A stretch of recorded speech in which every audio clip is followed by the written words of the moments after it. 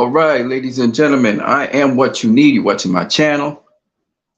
Blessings to everybody out there. First of all, I want to start off with, and we're going to talk some boxing. We're going to catch up on some of the boxing that happened. We're also going to, definitely, we're going to as well touch on some of the things in boxing that have happened. And of course, you fuel it. So if you want to give me any feedback, it's fine. Now, I know this is a work day.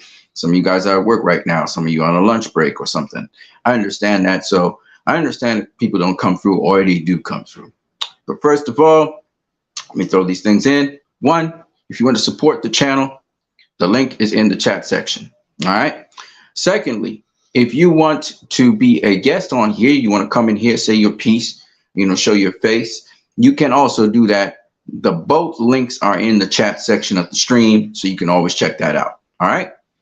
Okay, so let's get into how we approach these things. I am a Christian. I don't apologize for it. I'm not perfect, but I am a Christian. And therefore, we start off with the Most High God first. I don't play with that.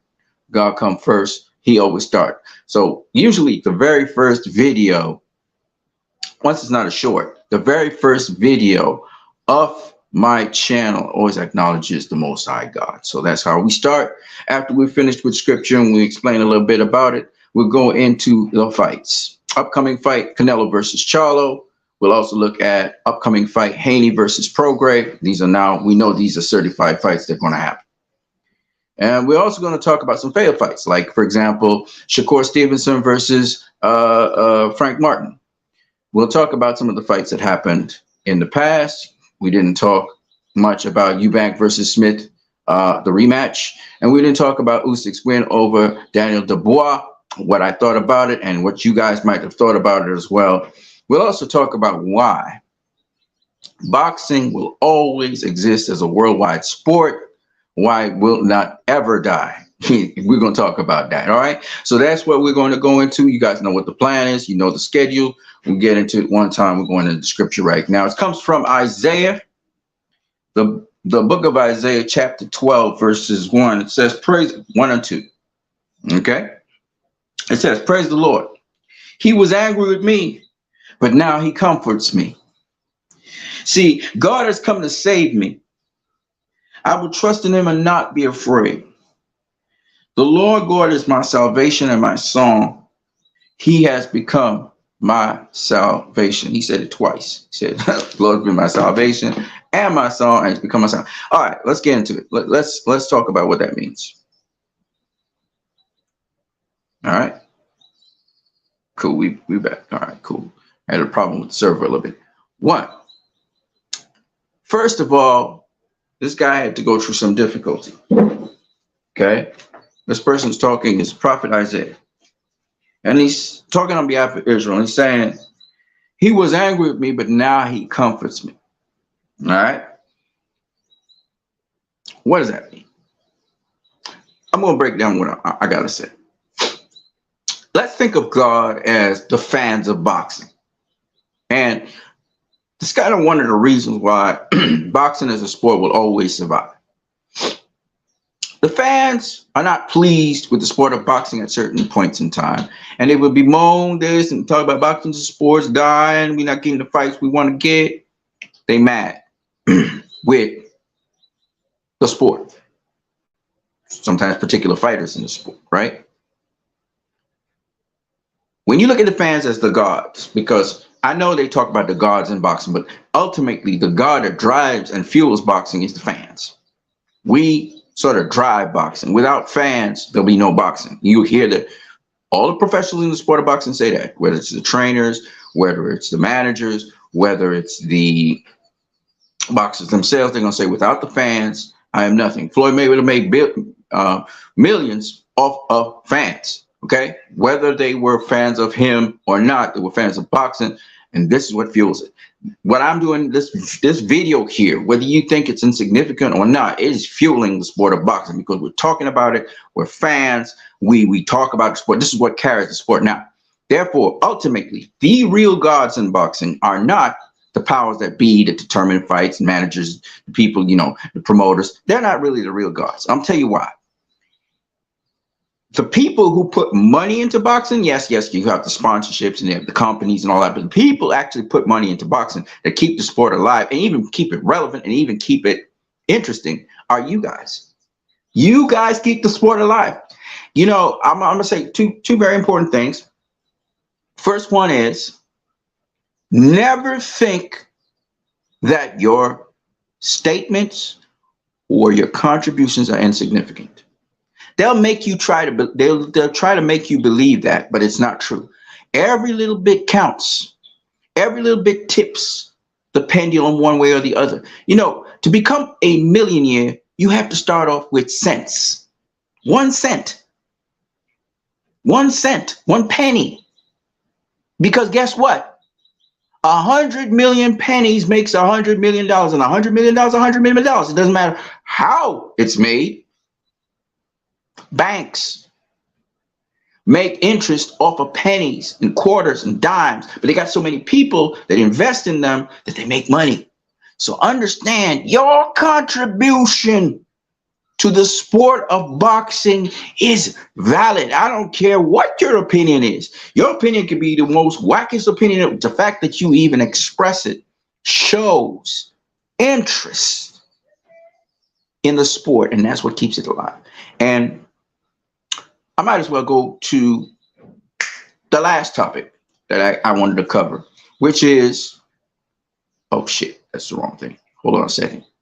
Which is why boxing will always exist as a worldwide sport. Shout out to this fan. Somebody just made a comment here. J. Homel Maz, sup, bro, in the building. This is a long time subscriber and person who visits my site relentlessly. This guy really loves the sport of boxing. J. Homel Maz HD. Shout out to you, brother. Much love to you. I just want to send love your way one time.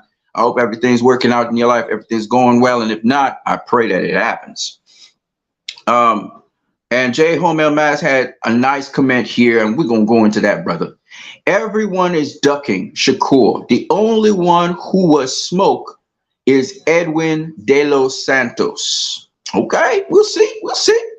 I'm going to talk about that. I'm going to talk about Shakur and Frank Martin in a minute. Anyone who wants to smoke is Edwin De Los Santos. Edwin De Los Santos beat Shakur in the amateurs. So, you know what I mean? Just K in the building.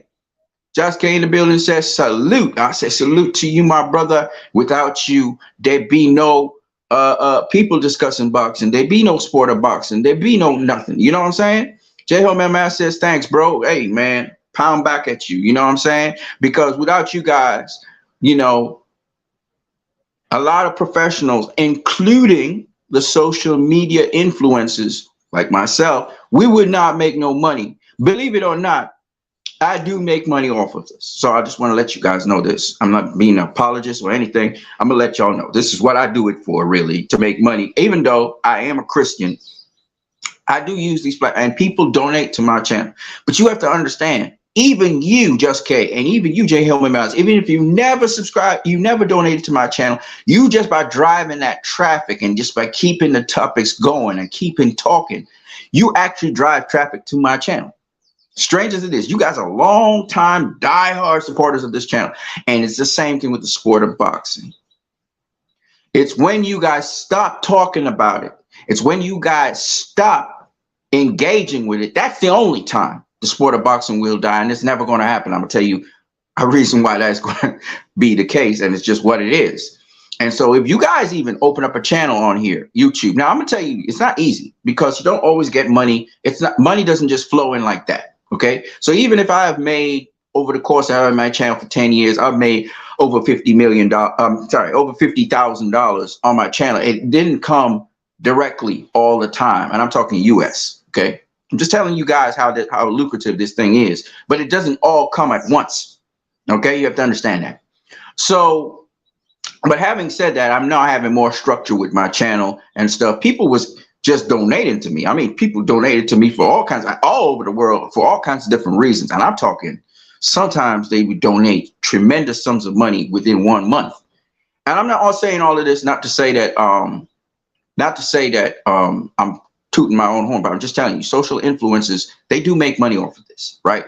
And we are just one subset of this tremendous industry you guys finance, you guys drive it.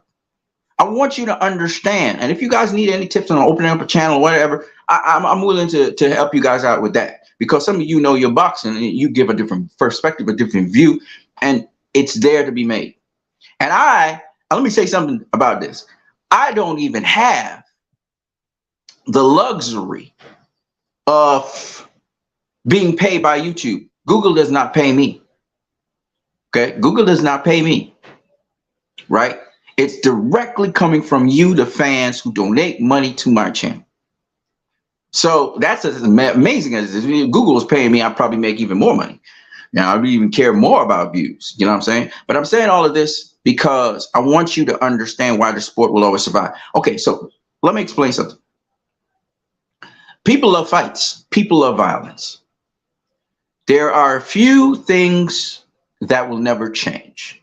Whether I'm a Christian or not, it's just what it is. Floyd Mayweather said some of them. The first one is, Homie Man says nothing wrong with one another. Once it's honest living, once I'm not stealing from nobody, once I'm not lying, cheating, and being dishonest. I'm a Christian, like I said before. I come straight down the pike. I ain't trying to be, you know what I'm saying? Oh, you just sent me $5 million. God damn. All right, brother. Thank you. I appreciate that. What I'm saying though is this. Boxing will always stay. I'm tell you why. People love violence. And throughout history, certain things just sell. All right. One of them is violence. Another thing is sex. Another thing is drugs. All right. In Las Vegas, you can go to gentlemen's club, also known as stripper clubs, and you open up a stripper club anywhere, it gonna make money unless it's run down. It's just what it is. Just what it is. Okay. People love sex. People love boobs. People love butt, stuff like that. That just sells. It is what it is. It will never grow old. No matter what happens in society, it will never change. No matter. Even if people decide to be homosexual or whatever, it will just morph to whatever. Okay. Another thing that sells is alcohol. People love drinking. People love a good time. It's hard to get a license for alcohol. It's a little harder. But I mean, you could do your black market thing, you know, and sell booze on the side. But it is something that sells. It's what it is. It's just what it is. People don't need it to live, but they'll buy it. Okay? Another thing that sells is violence. Violence. You see it in movies. You see it in people just love combat. People love combat. So it's just what it is. It's going to sell. Violence will sell. Combat will sell.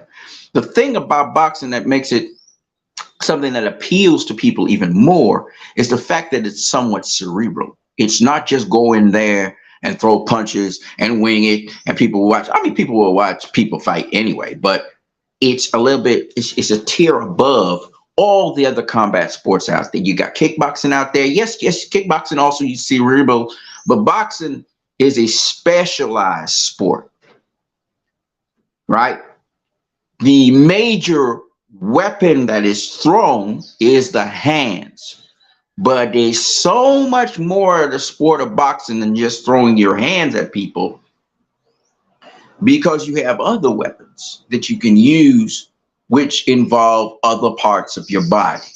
And the nuance behind boxing is what makes boxing one of those premier sports, and it is the highest generating sport per individual event out of all combat sports. Okay? So that is why when a big fight happens, it makes ridiculous sums of money. Ridiculous sums of money. We're talking 30, 40, 50, 100, 200, 300. Well, the record right now is what is it? I think cumulatively speaking, it generated like $400 million, close to $500 million, right? That was the biggest fight ever. I think it was Mayweather Pacquiao, right?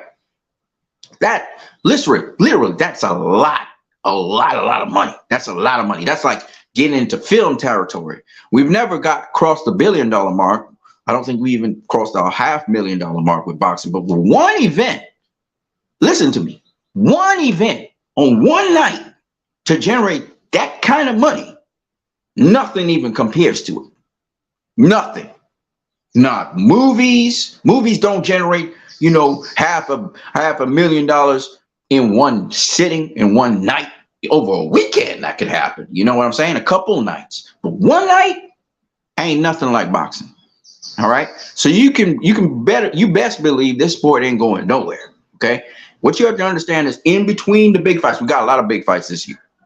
So boxing did very well. But in between the big fights, you got these smaller fights, and the general audience is not going to, the casuals are not going to go attend those. They'll attend a big fight, a massive fight, of which you will find one of the, you know, massive fights that will come out there is Canelo versus Charlo is a massive fight. That's a mega fight. It's a big fight. Canelo Alvarez is a mega superstar. And then Jamel Charlo, he's on the rise. He's got 1 or 2 pay-per-views, but he's not a big pay-per-view star. But Canelo is a beast. So ain't nobody comparing to Canelo. Nobody's beating Canelo when it comes to pay-per-view. You know, Tank is on the, Tank still need a good dance partner to make that kind of, Canelo don't need no dance partner. Canelo could be fighting a Bone of the Month club. He gonna make money. You know, that's just what it is. Canelo is a draw. And we'll talk more about Canelo when we talk about Canelo versus Charlo, but I just wanted to put it there. Now, the scripture. Let me get back to the scripture, because we was talking about scripture. That's what we were talking about. I noticed that, you know, I try to make these topics pertinent and interesting, the scripture, because I want you guys to go, at least, whether you're a Christian or not, check out the Bible. Go read it. Just go read it, because I don't want you being influenced by nobody. I don't want to know your pastor, nobody. I don't want nobody influence you. Just go sit down, pick up a translation that is easy to read. I don't care about all the layers and all of that, and just read it. I promise you this. I promise you this. You will not regret reading the Bible, because it ain't what people say it is. It's not. It is quite a book, and it got a lot of nuggets in there. You know, you don't have to hear it from X or Y or Z or prominent celebrities or people who have achieved, but it helps because they endorse what's been said in there. So I just wanted to put that out there. Okay.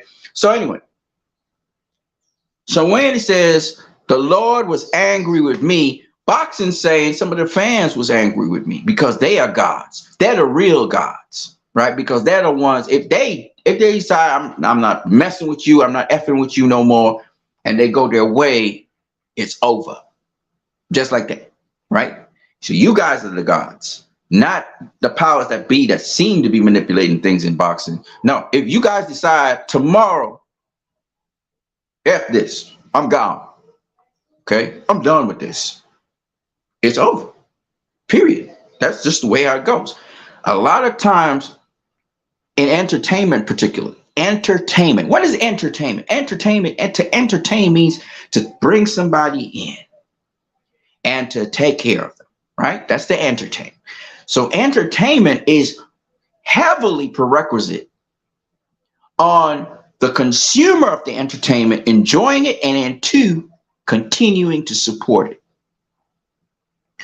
So whether you believe it or not, you are the most important part of entertainment. If you decide tomorrow, collectively, I'm not messing with this no more, I'm done with that, and you just pull away, you got so much power, you have no idea how much power you have, and you just pull away, or you decide I'm boycotting this, and all of you decide that, or a significant portion of you decide that, it's over. Whatever form of entertainment it is will collapse. And I know this from experience because I am a DC fan. And on my other channel, I'm going to be talking a little bit more how we as the DC audience do not like the content that DC has been putting out of late. This is why we have not been supporting it, and we withdrew ourselves from supporting such content. And all those films coming out have been flopping because we have told the so-called powers that be, we want this. And they didn't listen. So since they haven't been listening, we haven't been supporting. And that's just the way how it goes. Okay? We are the gods, not you. Y'all might be making mad amounts of money, you all executives out there, or the managers, or the promoters, and y'all must be really think we stupid. We gonna take whatever. If y'all in boxing decide that boxing match is trash, not watching it, not paying for that. If y'all collectively do that, and y'all start to let the casual understand that, and nobody shows up for those fights, the powers that be will be forced to make the fights you want to see. It's just what it is. But you have to literally grind it, because it might take a year, 2 years for that to work. And you're just not supporting nothing. Collectively. Trust me, man. Because see, the fans generate the excitement for a fight. I just letting y'all know. They like to do all these crossover fights. See, if y'all actually allowing things to happen, and y'all don't even realize it. Y'all have so much power, man. Y'all have no idea how much power you have. And this is all off of the scripture anyway. So y'all are gods. Remember that. Y'all are gods. Okay, y'all are the real gods. Because if y'all don't pay for shit, there ain't gonna be no money. Right? To pay back shareholders and all those other people who have to get their cut, and the fighters. Nobody gonna get no money, and therefore the industry just cannot continue. That's how you kill boxing, if you want to kill it. But it's not gonna happen. But I'm just saying. All right, so praise the Lord. He was angry with me, but now he comforts me. So this year, for example, 2023, y'all been comforted because, you know, y'all have been comforted in boxing by saying it's been a great year of boxing, blah, blah, blah, blah, blah. And y'all can't even see the notion that boxing will die, right? I understand. See, God has come to save me. Y'all saving boxing. I would trust him and not be afraid. See, now the people in boxing need to trust us. They need to trust the fans. They need to trust what we say. And my boy, J. Homel said something that's so true. J. Homel said, and J. Homel says that he just sent me money. Thank you. J. Homel said, and I'm going to pull back his comment up here. Actually, he said something about ducking. Everybody is ducking Shakur. Not only everybody's ducking Shakur. You know, one great topic that you just said there. Tyson Fury is ducking Usyk. Right? We got Deontay Wilder and Andy Ruiz, and they can't make a fight happen. You know what I mean?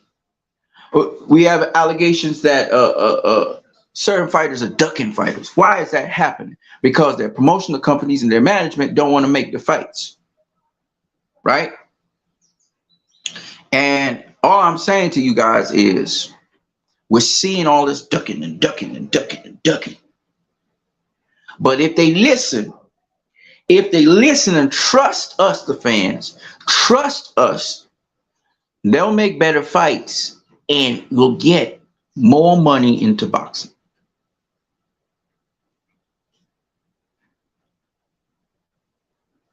But this has been going on time immemorial. People have been ducking time immemorial, but nonetheless.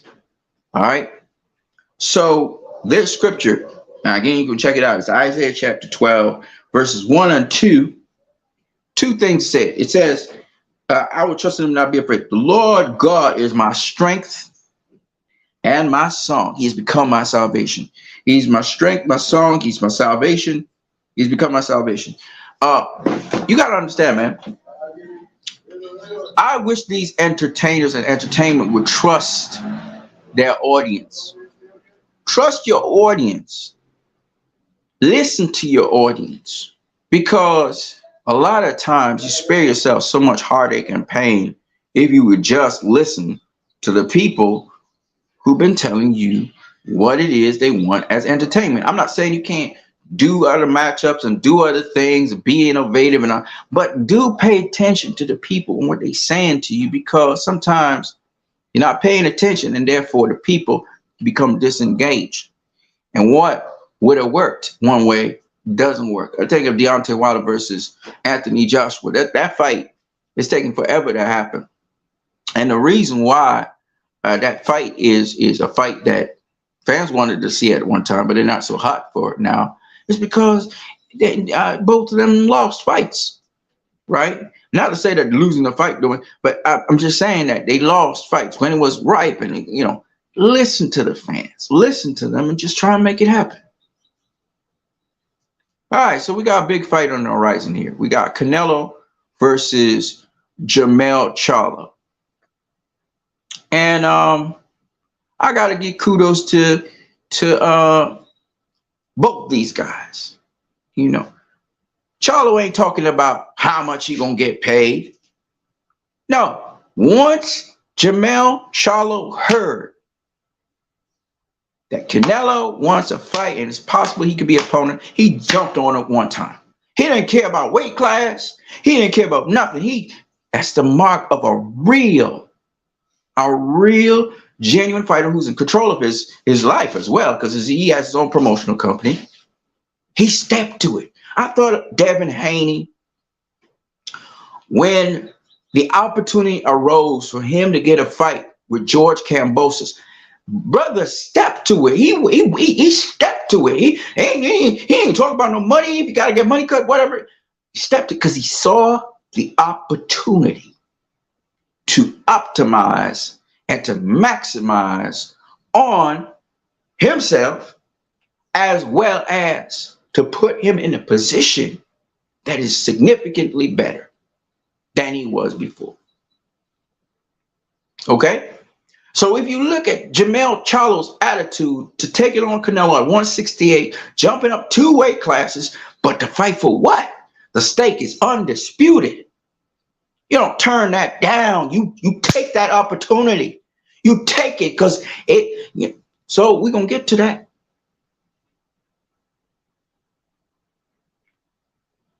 I'm going to jump around a little bit. This is a lesson in reciprocity. Shakur Stevenson, if we do recall, was in a position to become undisputed versus Devin Haney.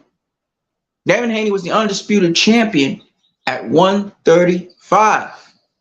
And he's kind of still the undisputed champion, nonetheless. All right? 135. And he was calling out Devin Haney. He's making all this ruckus and stuff, and he's calling out Devin Haney. He's calling him out, telling him, sign the contract and stuff like that. So Devin Haney indulged him, right? Indulged him and sent a contract to him. And what did Shakur say? Shakur turned down, he said 50-50. They went to purse bid, and he sent in this thing, a purse bid, and he said 50-50. Now, he did the purse bid late, but nonetheless. Right? That's what Shakur said. Say, bigger draw, blah, blah, blah. He didn't do what Charlo did. He didn't do what Devin Haney did. He didn't say, what? And drop everything and just went at it. He didn't do that. Because you can't think only about your worth now. You can't only think about your worth now. You got to think about, what do you want to do? How often do people become undisputed? This is an opportunity in front of your face to be undisputed, the man at 135, get that Tank Davis fight. Otherwise, he duck your ass hard, because you are not only the man with all the hardware, and not only do you get paid more money for every single fight you have from there on in. I mean, you still got to pay the sanction and fees with the belts, but you get more money. Okay, it just naturally comes with that. But now you're on the pound for pound list and all of that. How do you turn down an offer like that? So you'll notice Charlo didn't turn down undisputed. He gets to be undisputed in a whole different other weight class, and it's 2 weight classes up, and he went for it. Devin Haney, the opportunity to be turned undisputed against George Kambosos. Call your shot, brother. I'm not going to say no. I'm not going to say no to nothing. All right? And he went for it. If you are confident in your skills and abilities, you can't be turning down fights for money. Talking about you want 50-50. What are you talking about, bro? Right? So a duck is a duck. Shakur ducked Devin Haney. And now Frank Martin has ducked Shakur Stevenson. Reciprocity. Same thing. 50-50. He want 50-50 to face Shakur. Ain't not making no sense. What you doing? What you done in boxing to get 50-50? Frank Martin did nothing in boxing to get 50-50. Nothing. Okay? Absolutely nothing. This guy ain't beat nobody. He's done nothing. Shakur has clearly fought and beat world champions. He beat the lineal champion at 130. He fought nobody at 135, but I mean, that we know of a name guy, but he fought some names. He beat what's the kid name? He was the IBF champion, I believe he was. Jamel Herring. He beat Jamel Herring, a very solid fighter. Stopped there even. So how can you, what do you bring to the table, Mr. Frank Martin, to say that, you know, you need 50-50? That doesn't make no sense. Just like how it makes absolutely no sense that Shakur would ask for 50-50 versus Devin Haney. It just doesn't make no sense. You're talking about an undisputed champion that the defenders has a Hall of Famer on his resume, and you're talking about 50-50. How? Make it sense. Make it make sense. In no way, shape, or form do you deserve 50-50, Shakur. You know that. It's ridiculous. Oh, he's a bigger draw than Devin Haney. No, he's not. He never did pay-per-view. How can you be a bigger draw and you've never done pay-per-view? You've never done pay-per-view. So, I mean, you know, this is some things are just ridiculous. Okay? Just ridiculous. You decide if you want the opportunity or not. Shakur did not want that opportunity because guess what? He wasn't ready. He wasn't ready. And the lesson being paid back to him by the Most High God is you want to pick on Frank Martin, who is still developing as a fighter. You prefer to fight him. You know, the guy's still developing as a fighter. He's not ready for you, Shakur. You know that. You are how many time world champion? You are a 1, 2, 3. You are a 3-time world champion. He is now getting his feet wet. He has not faced a world champion or former world champion. He's not ready. He's not on your level. No matter how much skill he says, how much he sparred people, he's not on your level. So how is it that you can ask Devin Haney for 50-50 when the man is undisputed, collected all the belts? Not only that, but he's fought better names at lightweight. In fact, career-wise, he's fought better names than you have. Period. But you want the same amount of money he worked his ass off for? Come on now, make this make sense. Similarly, Frank Martin. I don't care about the hype around Shakur. He may be an excellent boxer, but he's not ready for Devin Haney. He's just not. He's not. When it comes to, and we know this from seeing Devin Haney fight Vasily Lomachenko, and I really motivated Vasily Lomachenko. I still beat his ass. 8 rounds to 4. Okay? And yeah, he had some difficulty. He got some headshots. Lomachenko hit him with some headshots, but he was landing body shots all night. It looked kind of competitive because Lomachenko was actually live. He was a live dog from beginning to end. But don't get it twisted. Devin Haney beat Lomachenko, and he beat him convincingly. That's why the judges gave him the decision. And here's the interesting thing. Mr. Shakur Stevenson, who knows boxing, knows Lomachenko did not win that fight. But here's this boy punking Devin Haney, knowing damn well he ain't going to get no fight with Devin Haney because he's not ready for Devin Haney. And Devin Haney didn't want to waste his time with Shakur, but he indulged him. He said, all right, we're going to indulge you. Here, look at contract. And what did Shakur do? And this is a standardized contract with a standardized, y'all calling it split. He ain't getting no pay-per-view. He's getting nothing. He's just getting a standard rate. That's it. Right? And what's amazing to me is that Shakur Stevenson turned that down. How could you turn that down? Your highest payday, everything that could work in your favor. You're not jumping on that? You're not jumping on that? Similarly with Frank Martin. You get to have the WBC title. You're fighting for a vacant WBC title. Yes, The guy has much more experience than you. He's probably at a higher level. You're not going to jump on that and get some experience? You're not going to dive in and get a lot of learning experience against Shakur? And maybe you win. You never know. You got skills. You never know what could happen. No, because these guys really don't want it. Jermell Charlo wants it. Devin Haney wants it.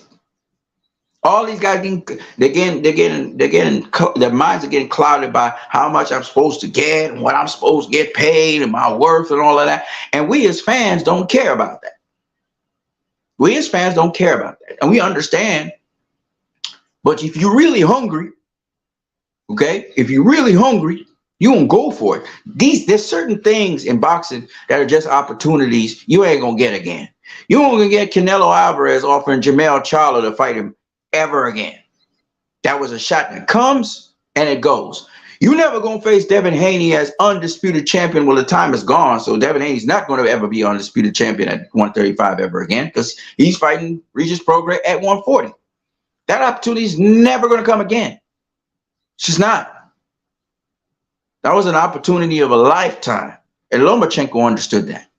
Apparently, Shakur didn't.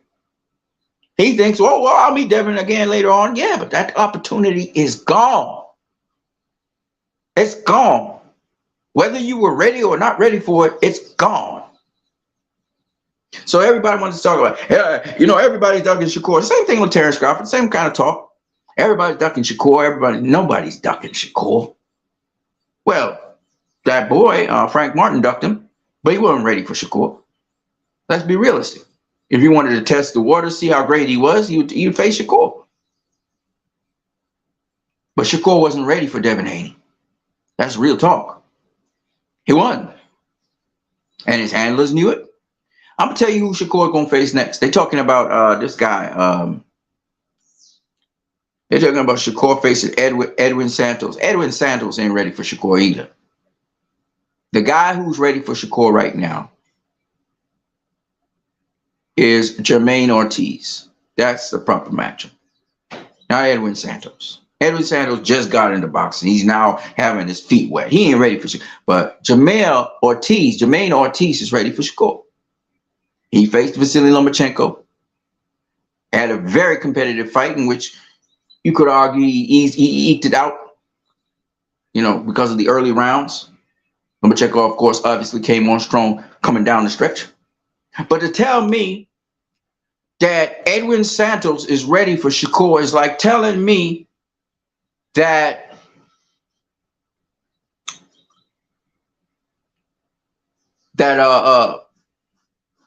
this kid, what's his name? He's in Shakur's camp.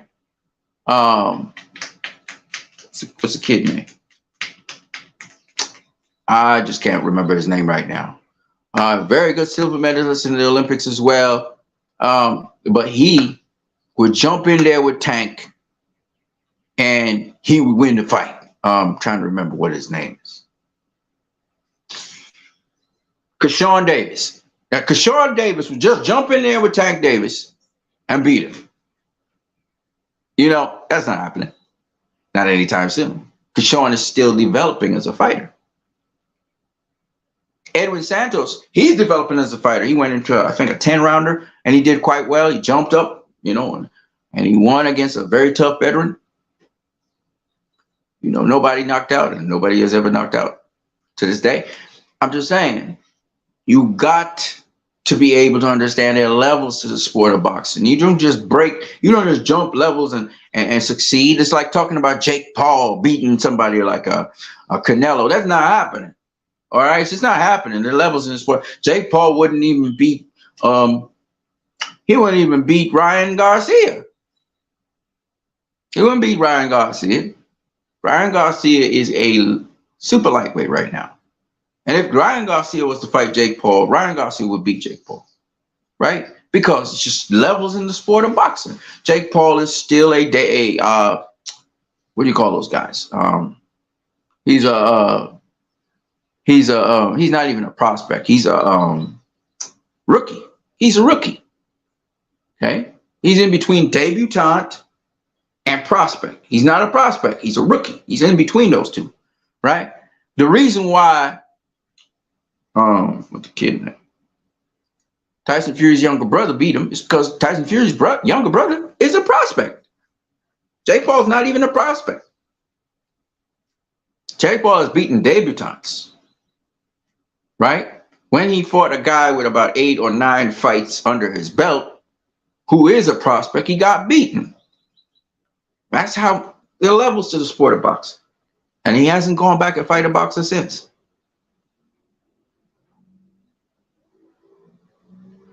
So, Canelo versus Charlo. Canelo versus Charlo is a very, very good fight. Charlo is stepping up 2 weight classes. So it's going to be a challenge for him because Canelo is not a guy you can knock out. He got, first of all, he's got good defense. He's working. I can see he's working on his movement a lot. And also, I see that Canelo still got that power, man. He got that hit or quitter power. You know what I'm saying? So Canelo is one of them guys. He don't throw a lot of punches, but when he does throw, it does count. And he's very, very precise and very accurate with his punches. Charlo can't be fighting all wild and shit like how he fought in the last couple of fights. And Charlo's got a lot of precision. He's very skilled. But at the same time, you can't be throwing wild punches with Canelo. Canelo will catch you because that's what he do. He counterpunch. Okay? So there's a couple things about this fight that I find interesting and intriguing. Jermell Charlo has all the tools to beat a Canelo Alvarez, particularly his movement. But Canelo's aware of that. Canelo knows how to cut off the ring. Canelo knows to be patient. He knows how to put pressure, sustain pressure on a fighter without actually engaging with the fighter, you know, throwing a whole bunch of punches. He don't have to do all that, right? So if Canelo finds the right range, it's going to be a tough night for Jermell Charlo. Now, I came off the bat and I told y'all from the get-go, from the rip, I think Jermell Charlo will beat Canelo Alvarez. Having said that, going into the meat and the details of the thing, you got to understand Jermell, he's a tenacious guy. He likes to engage. He likes to fight. And that sort of strategy cannot be the strategy that he's going to have with Canelo, meaning he can't be trying to go punch for punch with Canelo. That's just not going to work. Okay, Canelo will destroy him, right? The thing that if he has tight defense, you know, Dimitri Bivol was much longer than Canelo, but on top of that, his defense was very tight. His defense was quite on point. Canelo couldn't get nothing through his defense. And Jermell Charlo has got to have that kind of defense. Not just moving around, but he has to ride shots, roll shots, all that sort of stuff, right? Because if Canelo buzzes him, Canelo's going to go in for the kill. He ain't gonna, and the pendulum will switch. Because, again, Mel hasn't been at 168. He's never had a pro fight at 168. So, like, you know, you can talk about all the sparring in the world. You can't go in there thinking I could just take this guy punch. Well, you ain't going to go in there doing that, but you will test him out. You will try and feel his power, see what's up. Now, yes, Canelo and Jermell, they're about the same weight class or size. Naturally, they should be the same weight class or size. But let's not kid ourselves. 168-pound division is a far cry from 154. Okay?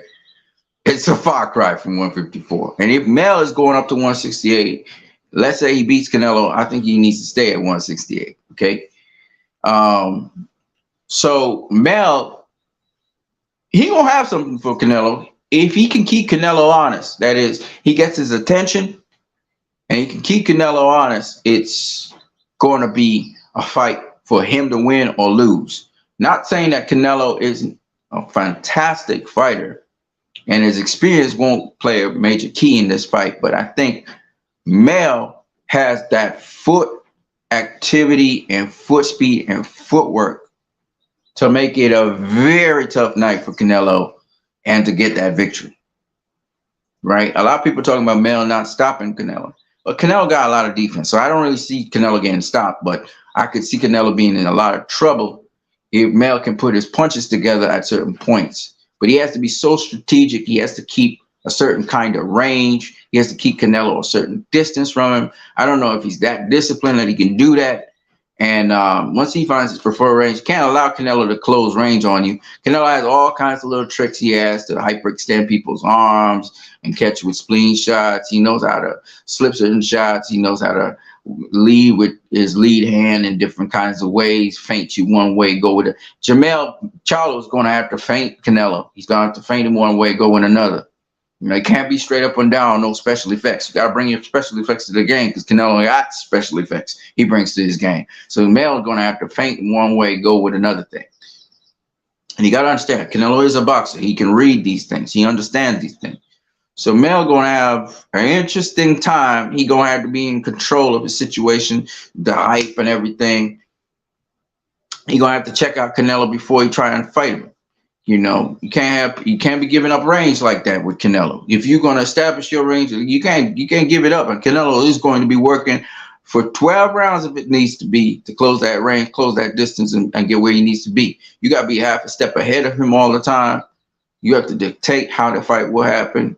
You got to keep him off balance. So there's a lot of things you got to do with Canelo. And Canelo's a smart fighter. He ain't like, you know, Arslan Lara tried to keep him off balance, but he couldn't. After a while, you know, Canelo started to read him and realized he a one-trick pony, and he started launching them big shots on Arslan Lara, and that's the same thing he could do to Jermell Charlo. If Jermell Charlo don't, if he don't fight smart, because Canelo ain't no punk, and he ain't no joke. Okay, you know, Canelo ain't got a problem killing a guy in the ring, even though he don't want to see nobody die in the ring, but he ain't got a problem murdering you in the ring.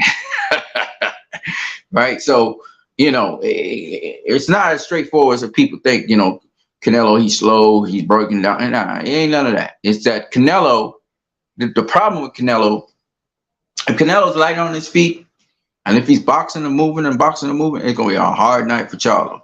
Because the one advantage Charlo got on him is that Charlo's feet is much more active, and he can get into position quicker. And seeing he's coming up in weight, he might be the quicker guy of the two, maybe. Because Canelo depends on his explosiveness as well against the bigger fighters. So I think Canelo has a lot more experience. I think he fights smarter and more economical than Mel does. So these are all things that you have to think about. You know, Mel's in ridiculous shape almost all the time, so that works in his favor. Canelo tends to fade as the fight goes along, particularly in the middle rounds, and he catches the second win. He can't afford to fade against Charlo, especially if Charlo getting his attention with shots and going downstairs, because Charlo does do a lot of body work. I don't think y'all realize that, but he does do a lot of body work. He works the body. So you can't be playing like you fading on Charlo. Charlo will bring his power up, I think. I think his power is going to be up there. So Canelo is going to have to be careful how he negotiates that. Otherwise, he's going to find himself in a lot of trouble real quick. Because Charlo he not thudding power like sneaky thudding power like Triple G. He does have he's sneaky with it sometimes, but he got really good timing and he's really sharp. So when he catches you with a shot, he catches you with a shot. You know, and if you didn't see that shot, it's definitely going to get your attention and get your attention all over the place. But Canelo gets well-balanced fighter, very precise in his movements and stuff. So, you know, he's definitely elite. He works on a lot of things in his game. So, and he's got a lot of skills himself. It's just that his skills with his mobility is sometime-ish. It's you ride out his mobility, you can get him tired, you can get him drained because he can't maintain a certain pace. He can't maintain a certain activity. You know, he has to pace himself. He has to kind of, you know, pick his spots and pick opponents apart before he take him out. But with Mel, if Mel can keep a certain kind of pace and activity, where he always one step ahead because of how he's moving his feet and how he's spacing himself out in the ring. He don't have to make all this excessive movement. He don't have to, like Arslan Lara, be walking all around the ring. That's stupid. You know, but you just got to be half a step ahead of him all the time.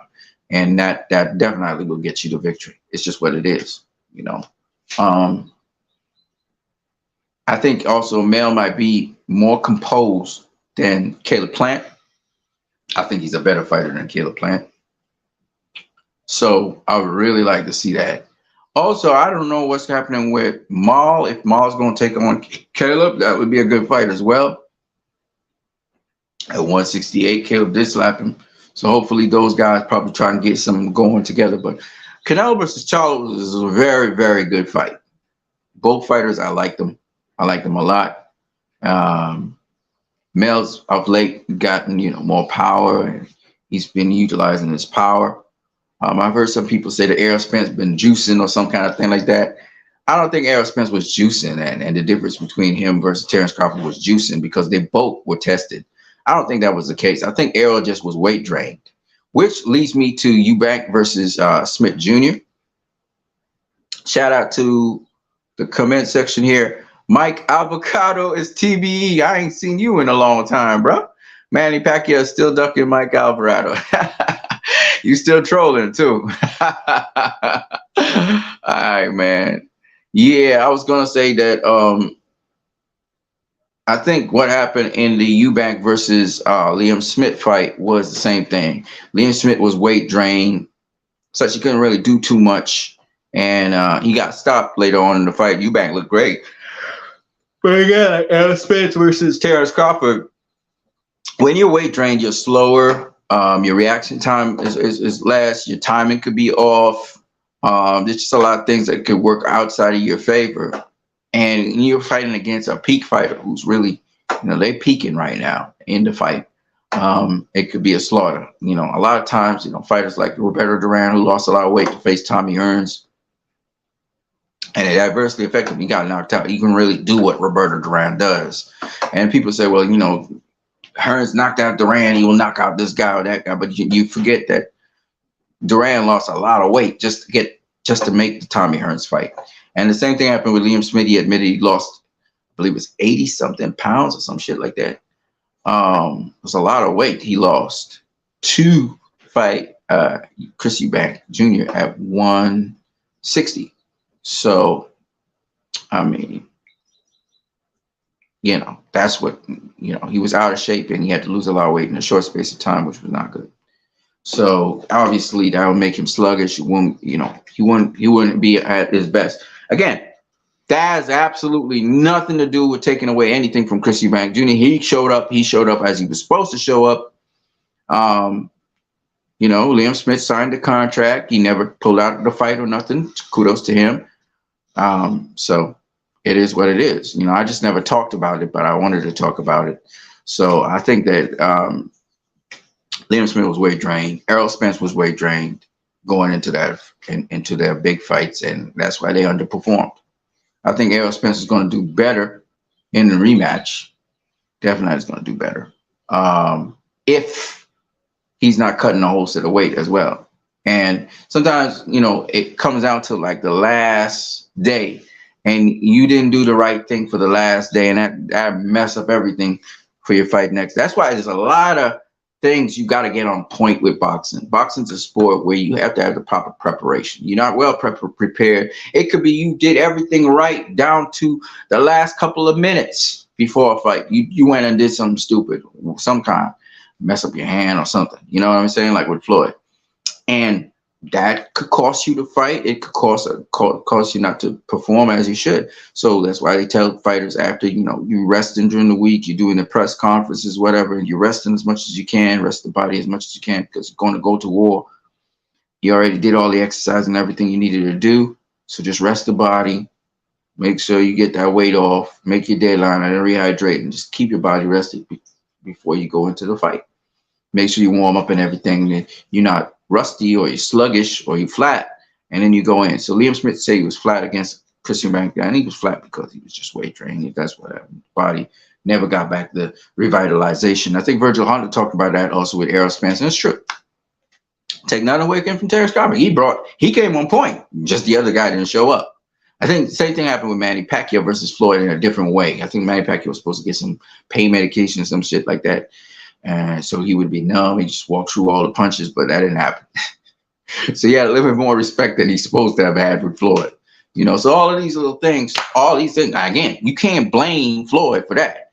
That's on Pacquiao. They didn't bring their A game, so they didn't come on point. You know what I'm saying? And once you sign the contract, it don't really matter. You know what I'm saying? You could talk about, this opponent winning for this guy, and then this same opponent winning for that guy. He was better here and better there. You can say that, but you can't say, you can't take credit away from people. Because once a person agrees to agreement, it's what it is. That's how boxing works. Yeah, but I just wanted to talk about that because I thought it was a good point. All right, Devin Haney versus Regis Prograis. This is actually an interesting fight. And a lot of people are overlooking this fight because Regis Prograis is not a joke. And if you underestimate Regis Prograis, you are going to have a smashing night because you're going to get knocked out. Regis comes in there to hurt opponents, and no one has ever disrespected Regis Prograis. Like, nobody. So, you know, and Regis is a smart fighter too. So, you know, this actually is an interesting fight for Devin Haney. You know, I want to see how that fight passes. Devin Haney talking about you know, when they see that I beat him easy. Well, all right, well, let's see it then. Because I'm not convinced that Devin Haney was going to have an easy, like people say, easy night with Regis Prograis. I just can't see it, but we'll see. I don't know. Regis Prograis, big guy too. He's strong and everything. So once Regis Prograis shows up, that's going to be a tough fight because Regis Prograis can fight on the inside. He can fight on the outside. He does get hit. But he is a guy that also can hit his opponent while he's getting hit and all of that. So, and he really packs a punch. And this is the 140-pound division. So I want to see what that fight will look like. I'm very intrigued by that fight. I think right now the best 140-pounder is Regis Prograis, even though Teofimo Lopez is up in there. And Teofimo Lopez has skills. He's a skill fighter. Don't get it twisted. But I just think Regis Prograis, you know, maybe I'm overestimating him, but this is a good matchup. This is a solid matchup, man. This is a solid matchup. I had to see what Devin Haney could do in that fight because I don't know what's gonna happen. I never saw sparring sessions or nothing like that. Devin Haney talking about, but I'm just saying, man, I got to see that one. I don't know about. You know, I don't know, man. I think Regis Prograis is much more dangerous fighter than Teofimo Lopez. Much more dangerous. You know, way more dangerous. And he's smart and he's skilled. You know, I don't know. I haven't seen Regis' most recent fight. I heard he's kind of struggling against the guy or whatever. But hopefully, you know, he shows up in this fight against Devin Haney and we'll see really what's up. You know, we'll see. All right, we talked about this already. We talked about Eubank versus Smith. I had to talk about Alexander Usyk's win over Daniel Dubois. Now, Daniel Dubois actually did hit Alexander Usyk on the belt line, so it was a legal punch. I don't know what the referee said before these guys went into the ring. Sometimes they don't even deal with the belt line. They might deal with underneath the navel and all this other stuff. So I don't know what the referee's specific instructions to these guys were, but I will say this, that he did hit him on the belt line. So maybe that was legal, maybe it wasn't. Even if you hit the guy on the belt line, the cup is so high up that you could hit the cup and dislodge him. In this case, that wasn't the case. It was a body shot. And we know that because Alexander Usyk was flinching every time Daniel Dubois tried to throw that right to the body. He was really trying to protect his body at a certain point in time. So it was a good, well-placed body shot that Usyk was allowed to recover from. But having said that, the referee didn't call it. Okay, fine. The referee sometimes doesn't call certain things. Marcos Maidana versus Floyd Mayweather. Marcos Maidana hit Floyd in the eye. Floyd's, put him, he got a bloody eye and everything. Referee was just allowing things to play out. Sometimes the referee doesn't call things. So what do? You go back and you repeat it. You make your point. You know what I'm saying? People talking about, Daniel Dubois, the fight was taken from him, the opportunity that he had, blah, blah, blah, blah, blah. Listen, man, I do agree. The referee did not call it shot. But if you did it once, you can do it again, and you can do it again, and you can do it again. If you get it in again. That's all. Get it in again. He was allowed to recover. Obviously, the referee went out of his way to see Usyk recover, which I thought was wrong. But if you got a dog mentality, you go right back to that spot, and you rip it. And you're going to set him up. So he'll draw his hands down, and you come over the top. Now, I know Danny Dubois, he had a good jab. He had a good 1-2. That's about it. But that's what I'll be doing. I'll set his ass up, and I'll get him out of there. Because why? Because you already got his weakness. So you work on that. You know what I'm saying? And Tyson Fury, I mean, this guy, man, he a clown, because Daniel Dubois showed, hey, this dude, once you go to his body ain't all that. Tyson Fury does throw body shots. You know what I mean? He still spends a lot of time with the head, but body shots. And so I know Tyson Fury is ducking Usyk. We all know that, and we know he's afraid of him. But he should be encouraged by what Danny Dubois did. You know what I mean? Go to the body. And you got a long reach, go to the body. You know what I mean? So that's all I got to say about that. But Usyk kind of changed it up a little bit, and Usyk became very aggressive. He started mounting his offense on Daniel Dubois because Usyk's a beast. Usyk been fighting war kind of thing. You think you just gonna just put him on his butt? No. So he really did retaliate, and that fire he started coming back at Dubois with. Dubois just couldn't out that fire, and that's why Usyk beat him and knocked him out, stopped him with a jab, I think it was. Dropped him with a jab. First time, he knocked him down twice. So I'm just saying that that's one of the things that, you know, you got to understand. A champion will always, you know, make adjustments and persevere. You know, that's just what it is. But still, Daniel Dubois, you can't be looking at what if. You got to make it happen, man. You got to push through it. And the referee did give Usyk too much time, in my opinion. Usyk was even saying, "I'm ready to fight," and the referee was like, "No, man, take some more time." You know what I'm saying? I was like, "What?" You know something cooked right there, right? But at the end of the day, you in hostile territory, man. You gotta make it happen. You gotta make it happen. You know what I mean? I've been wrong about boxing fights before. Stephen Fulton got dusted by, Naoya Inoue. Went into the guy's back door, and the guy did what he's supposed to do. And he dusted him. And I didn't believe that was going to happen, and it happened. So I'm not always 100% right about things in boxing, but what I'm telling you is, if you in a guy's back door, you gotta make it. You gotta make it clear. You gotta let everybody know you whooped his ass. You know what I'm saying? So that's what I got for you guys. I'm what you need. It's about an hour, 1 minute into the thing. Thanks for viewing. You guys can share it if you want to share it. Speed it up to 1.5x. Tell people to speed up at 1.5x. It'll go along a lot faster. If you got any other fights you want me to talk about right now, let me know. But this is it. I just wanted to nip this in the bud, get everybody on board. Thanks so very much for the donation. What's his name? Joe Homel Maz. Shout out to all the people in the boxing community. You guys make boxing what it is. Keep the discussions going. Keep your stuff going. But by all means, as a Christian to you guys, put God first in everything you do, and you will not be disappointed. God bless you all.